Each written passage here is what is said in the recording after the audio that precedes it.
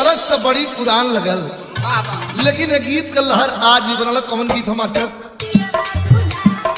DJ Vipin Raj I love you Kajal. Mamta music, Mamta music, Mamta music, Mamta music, Mamta music. Banaras, Banaras, Banaras, Banaras, Banaras.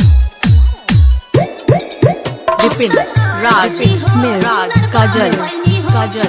Bajipur Chowk. Mobile number 8809559108।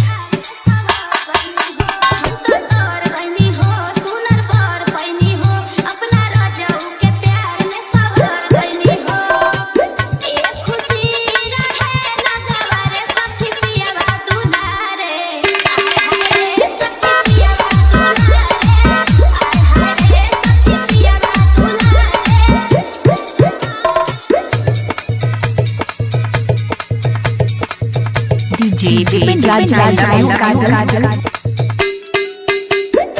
Mamta music, Mamta music, Mamta music, Mamta music, Mamta music. ऐसन पति मिले मुश्किल से, दिले मजा सखी हो दिल से। विपिन राज काजल काजल। ऐसन पति मिले मुश्किल से, दिले मजा सखी हो दिल से।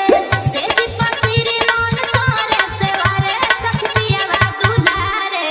आय हाय सखिया दुलारे, आय हाय सखिया दुलारे।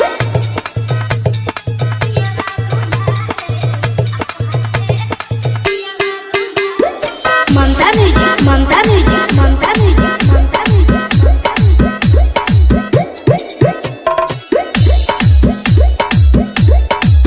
DJ Vipin Raj Bajipur Chowk. Mobile number 8809559108।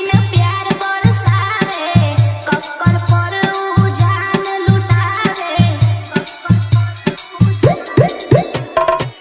सैया सनोज प्यार बरसावे, कक्कर पर उजान लुटावे।